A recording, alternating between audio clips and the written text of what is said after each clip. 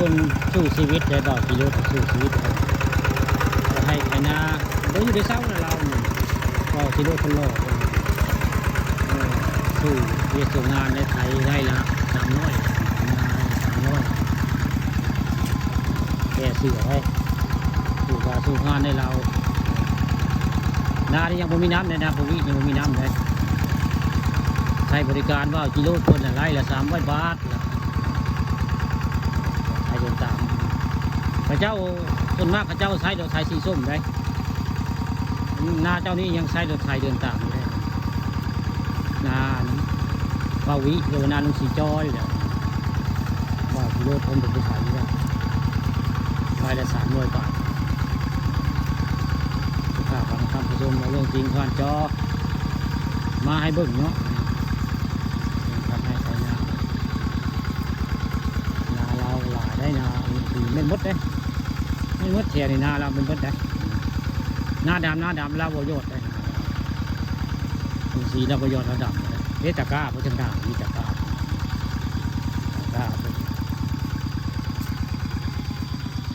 ไทยไล่ราคาแล้ว300 บาทนานี่ก็หลายไร่เติบได้ไร่เติบได้หลายกิโลของที่ขายนี่ถ้าขอเรื่องจริงผ่านจอมาให้เบิ่งเรื่องว่ากิโลกันทางให้ไทยนะ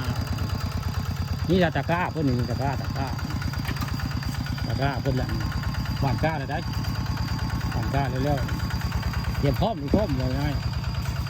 ก้าหญ้าพุ่งกระชีดำแต่ว่าไทยหุดไว้ได้นี่แหละคือการไทยหุดหน้าแหละไทยหุดหน้าบ้านโคกซาดนาลุงศรีหรือนาศรีเนี่ยเป็นพัวของปวิก็คือเป็นป้าผู้ค้าแล้วป้าปลาทองคำนี่แหละนี่ก็เลยเอาเรื่องจริงผ่านจอมาให้เบิ่งเรื่องบ่าวเตรียมกิโลคนสู่เรียสู่งานเนี่ยคนสู่ชีวิตเนี่ยเรียกแล้วก็สู้แล้ว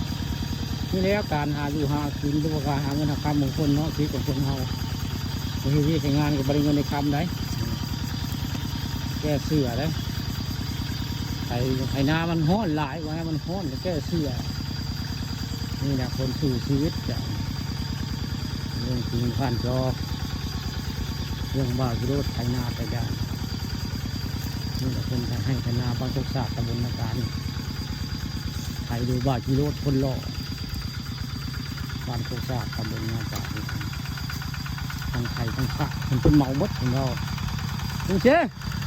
จ้างไรเท่าไหร่ได้300บ่โอ้คาดพร้อมกับ300เนาะคาดพร้อมกับ300ประดำกันเนาะต่างหากเนาะโอ้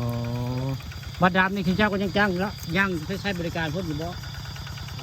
นี่แหละกิโลคนเนี่ยว่ากิโลคนจะว่ากับไม่ก็เป็น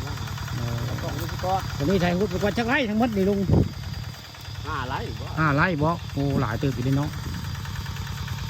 นี่แดดนาลุงศรีคนจ้างไทยบ้ากิโลไทยนาได้หมดนี่ไร่ละ300 บาททั้งหมด5 ไร่แล้วเอา5 ไร่ก็หลายตื่นเนี่ยลุงเนาะไว้หน่อยไปได้5 ไร่เอาไทยไปเยอะกว่านี้โอ้ไทยนะกิโลบ่ไทยไทยตัวนึง